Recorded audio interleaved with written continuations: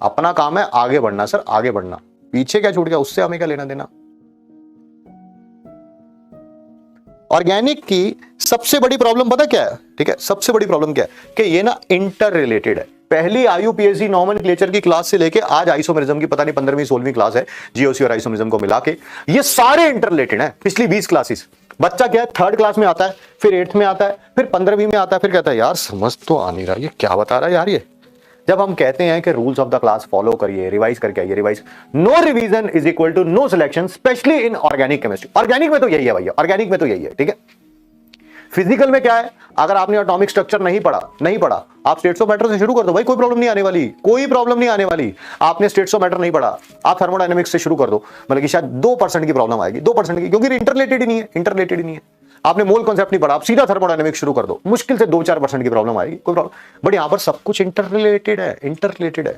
और लोग पता बैकलॉग पता कैसे क्लियर कर रहे हैं, लोग बैकलॉग पता कैसे क्लियर कर रहे हैं। भाई कितने दिन का बैकलॉग है, कितने दिन का बैकलॉग है, 12 क्लास का, 12 क्लास का, ये क्या 12 क्लास, ये गई तेरे भाई की 12 क्लास, हो गया बैकलॉग कंप्लीट सर, आ गए हम। बताओ सर, एक दिन छुट्टी करी मैंने, सुबह 8 बजे बैठा मैं, रात के 8 बजे तक 2x पे लगाया, हेडफोन लगाए, ऐसे देखा सर मैंने, ऐसे बैठा मैं सामने सर, ऐसे मैंने कमर पे अपने हाथ रखे, मैंने कहा चल हो जाओ शुरू सर, आज 12 क्लास खत्म करनी है सर, हो जाओ शुरू हो जाओ।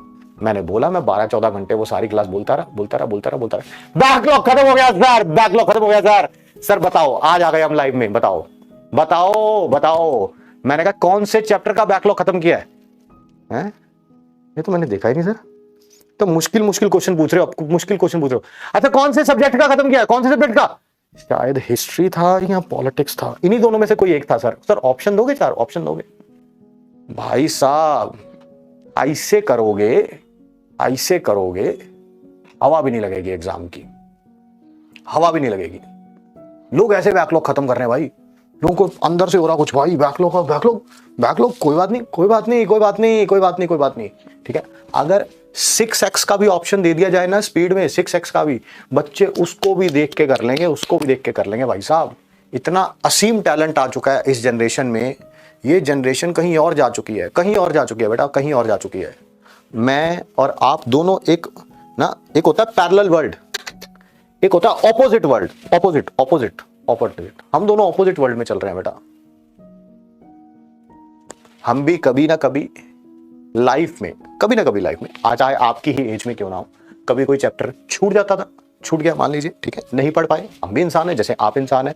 बट अपन ने कभी ऐसा नहीं किया कि 12 क्लास एक ही दिन में बैकलॉग खत्म हो रहा है भाई, एक ही दिन में 12 क्लास का खत्म हो रहा है भाई। पहले क्लास लेनी होती है, नोट्स बनाने होते हैं, रिवाइज करना होता है, फिर उसके बाद डीपीपी सॉल्व करनी होती है, होमवर्क शीट सॉल्व करनी होती है, उसके बाद अगली क्लास पे जाना होता है। ये ना क्लास देखी 2x पे, ऐसे बैठ के देखी क्लास, ऐसे बैठ के, ठीक है, लगा दे अगली वाली 2x पे, साइड चेंज कर सीडी की, लगा दे अगली वाली लगा दे। भाई मैं कहां जाऊंगा भाई,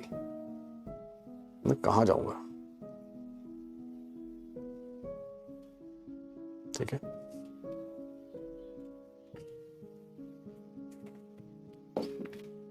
मैं ये नहीं कह रहा हूं कि अभी बहुत लेट हो गया है, तुम लोग नहीं कर सकते हो, मैं ये नहीं कहूंगा, ये तो झूठ होगा कि मैं ये कह दूं कि ओ समय बीत गया, अब तुम्हारा 12th के बाद कुछ नहीं होने वाला। ना, दैट इज रॉन्ग, ये झूठ है, ठीक है।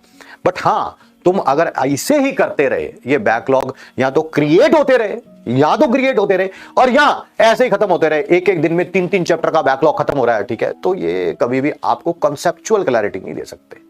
टाइम पास किया जा सकता है, ठीक है।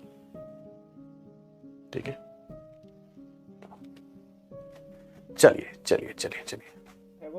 ठीक है। सब लोगों ने हलवा ही समझ लिया बिल्कुल ना।